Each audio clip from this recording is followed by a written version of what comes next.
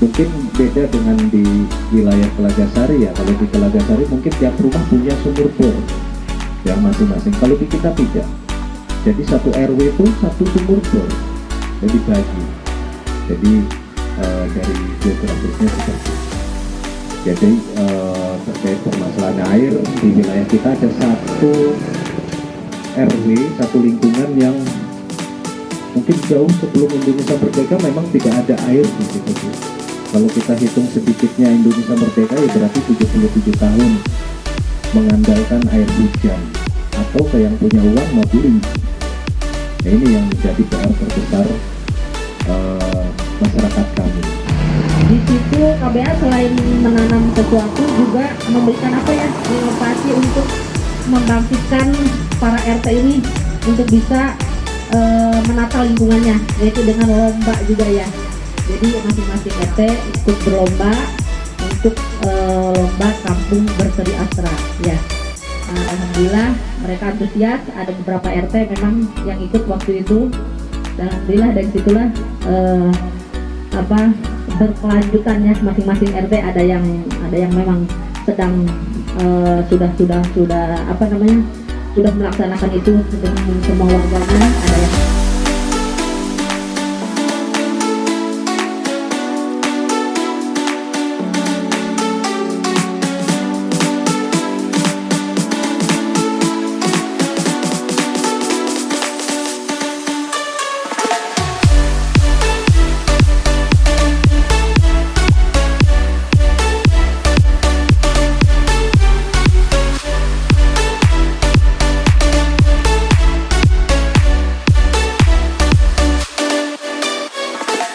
pada tahun 2019 tradisi budaya Guna Danau ini diikuti oleh 6.000 orang, dan sekarang ini sudah menjadi agenda budaya Kabupaten Serang. Jadi kalau ibu bapak kegiatan budaya yang berbasis air di Kabupaten Serang itu ada dua. Di sebelah timur kita mengenal Bedol Pamarayan, kalau di sebelah barat ini Abu Rahman. Kemudian ada tradisi budaya Pasahan. Ini dilaksanakan pada setiap bulan Muharram, Abu Bursuro mungkin namanya. Nanti dimakan bersama-sama masyarakat di seluruh satu tempat di satu desa itu dapat. Karena tadi pengunjung wisata yang datang ternyata tidak hanya ingin melihat produksinya, hasil produksi, tapi bagaimana kemudian mereka ingin melihat proses produksinya. Dan itu yang lebih mereka membuat lebih tertarik. Dia bisa berinteraksi. Jadi ada tambahan income bagi dia ketika dia yang pertama adalah tentunya pemerintah desa. Itu yang paling penting. Pemerintahan desa itu BPD dan kepala desa. Pengembangan wisata bisa berjalan apabila ini dulu pemerintahan desanya konsep ya mau dia nggak berinvestasi di bidang wisata. Kenapa? Fungsi kepala desa pemerintahan desa itu fungsi dua. Satu adalah regulasi, bagaimana kemudian desa wisata itu dibentuk. Tapi legalitas itu harus ada. Nah kita kan tentunya bisa, tapi secara akademisi bisa akademisi perguruan tinggi bisa tidak gitu. Makanya pada waktu itu kami datang ke salah satu perguruan tinggi seperti ini Pariwisata Trisakti. Saya Kisminita dari KBA Cikwasa, Meranggeran. Ini kan tadi saya udah jalan-jalan ke Kampung Etawa, terus ternyata jalanannya bersih dan asri.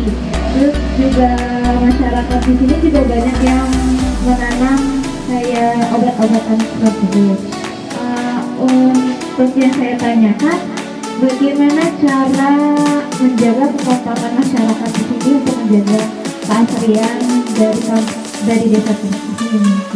Untuk sekarang kampung kopi ini dipilih oleh pemerintah provinsi Banten untuk lomba kampung iklim tingkat nasional untuk tahun ini. Jadi kita di sini ada komunitas juga, komunitas lingkungan. Jadi ada komunitas lingkungan, dia memang tadi itu bagaimana kemudian di kampung ini tertata dengan baik. Ada jadwal kegiatan kebersihan ibu-ibu yang dilaksanakan pada setiap Rabu pagi atau Jumat. Ini mereka bergerak. Secara topografi ya mungkin berbeda jauh sama situasi, tapi kita tetap berkeyakinan dari awal. Mungkin kita juga sebelumnya kita selalu menggaungkan kita ingin punya desa wisata buatan sebenarnya Pak Des. Karena kita juga ingin dikunjungi, ya kan? Kita juga ingin dikunjungi sama ya turis-turis lokal atau dan yang lain. Alhamdulillah kita bisa kesini, bisa belajar ya terutama mungkin terkait tadi itu salah satunya inovasi. Nah, apakah inovasi ini datangnya dari masyarakat itu sendiri atau misalkan ada pihak-pihak yang memang setelah tadi itu mungkin ada akademisi dengan akhirnya bisa membuka ruang juga kepada mungkin pemerintahan terkait, apalagi mungkin di sini benar-benar kalau kita lihat sinergisitas antara pemerintahan dengan masyarakat atau Pokdarus dan dengan benar-benar kelihatan mungkin fungsinya mungkin yang perlu kita bawa nih, ya kan, kita bawa dan kita bisa menerapkan nanti di lingkungan kita di KBM masing-masing. Ini kami berangkat dari pada tahun 2014 Undang-Undang Nomor 6 sampai disahkan dan diikuti oleh bantuan yang luar biasa dari pemerintah pusat. Dan kami berpikir bahwa dalam draft undang-undang itu, dalam 4 tahun undang-undang itu, bahwa dana ini bukan dana abadi. Dana dari pemerintah ini adalah dana temporer yang suatu saat bisa dikurangi karena hilang. Sesuai dengan selera itu nanti yang siapa yang setelah prioritas pembangunan nasional. Dan pemerintahan pusat itu saya kira kalau membangun infrastruktur saja, kalau kita konsep, situasi konsep kita membangun infrastruktur dari tahun 2014 ketika undang-undang disahkan sampai tahun 2018. Kita memang konsep di infrastruktur, konsep pada waktu itu pemberdayaannya kita berbuat tentu, tentunya di infrastruktur. Dan alhamdulillah kita sudah terbangun 95%, bahkan jalan-jalan lingkungan sangat terang sudah terbangun. Sehingga bagaimana kemudian pada tahun 2017 kita berpikir kalau kita hanya membangun infrastruktur saja, sementara peningkatan kualitas sumber daya manusia dan sumber daya manusia sudah terbangun sama saja. Gitu. Makanya kami beralih sekarang, dialihkan kita untuk infrastruktur 40%, 60% sekarang pemberdayaan. Bagaimana kemudian potensi-potensi yang kita kembangkan ini bisa didanai oleh dana desa. Sebenarnya jadi mohon maaf kami berbeda.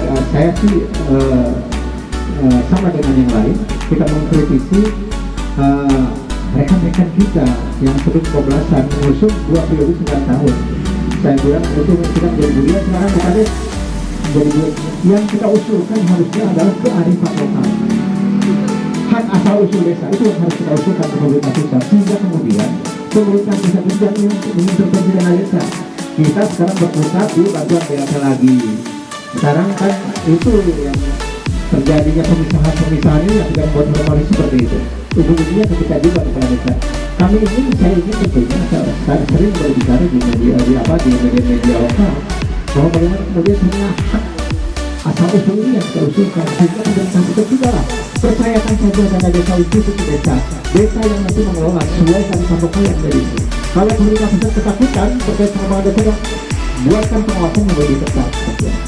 Nah, kami juga saran dan pendapat dari Kalura kemana kami harus mengajukan, karena kami sudah punya inovasi. Pertama kami berkunjung ke sini, kita di otak kita sudah ada mindset. Di sini punya homestay, punya apa? Kami dari KBA Telagasari dan Desa Telagasari ingin mempunyai desa wisata rumah-rumah pokok. Itu. Nah, inilah yang kami pikirkan. Kita mengajukannya kemana? Apa ini ke desa atau ke kecamatan atau pemerintahan kabupaten? Jadi intinya memang dalam pengembangan wisata ini seperti misalkan pengalaman kami ada hal-hal kecil yang kita lakukan dengan kekuatan masyarakat kami yang namanya swadaya itu bisa kita lakukan. Misalkan pemetaan kampung tanpa misalkan dari awal-awal kita sampai tadi ketika menjadi juara RKBM itu berdasarkan tingkat masyarakatnya, dia modal sendiri, dia pemain sendiri gitu. Dan akhirnya menjadi juara umum gitu. Ada hal-hal yang besar yang kecil yang bisa tahu lakukan dengan swadaya. Ada hal yang kecil bisa dilakukan juga dengan anggaran dana desa misalnya. Tapi ada hal yang besar yang tidak bisa kita lakukan. Nah ini peran perguruan tinggi, peran pemerintah daerah yang penting.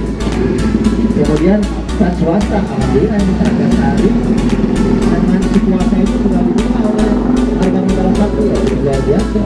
Jika memang keseriusan kitanya yang kita lakukan sih memang cara kita mengajukan, kita tidak meminta anggaran terlebih dahulu, tidak kalau kita sangat membantu, tapi yang kita lakukan adalah yang pertama peningkatan kualitas sumber daya manusia. Yang baru kita masukkan ke desa wisata. Kita akan mengembangkan desa wisata yang sebaiknya tolong dibantu. Sampai kemudian sampai ke pusat supaya kemudian Bupati ini tertarik untuk bagaimana kemudian membuat terkait desa wisata. Berangkat dari SK khusus ini, yang saya bawa ini ke dinas-dinas SK wisata. Setelah awal dari adanya program di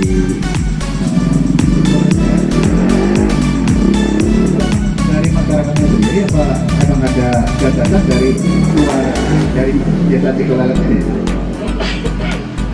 Karena di kita di kota Cilegon program itu cuma ada 2. Kita di SKK dari kota Cilegon. Kita sudah beberapa kali meminta ke Dispar provinsi, tapi belum ada tanggapan. Itu gimana untuk mendapatkan SK dari itu? Nah, itu aja kayaknya.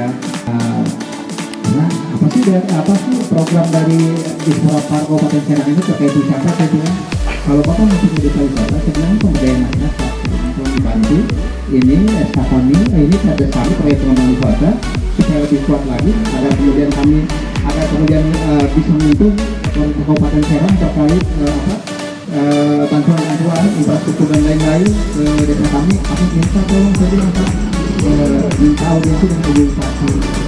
Pada waktu kami audiensi dan komunikasi sampai dulu inovasi yang kita kembangkan terkait desa wisata ini. Saya yakinkan bahwa ini akan menjadi cikal bakal peningkatan indeks desa membangun di Kabupaten Serang. Itu maksudnya adalah desa wisata. Salah satunya, karena banyak inovasi-inovasi yang lain tergantung kewilayahannya yang lucu dan lain-lain. Sebenarnya ini itu maksudnya. Kenapa Kabupaten Serang ini punya pantai, punya hutan, tradisi wilayah yang ada. Sebenarnya ini akan dikumpulannya aja bahwa nanti Kabupaten Serang ini juga berada di lambu. Sebenarnya seperti itu. Apa yang harus dilakukan? Yang pertama dilakukan Bu, minta eksekusi dari Ibu terkait desa kami. Bahwa kami desa wisata. Ini mudah sih kita memberikan meyakinkan pemerintah daerah itu ini sangat mudah sekali dengan potensi-potensi yang ada di desa. Alhamdulillah.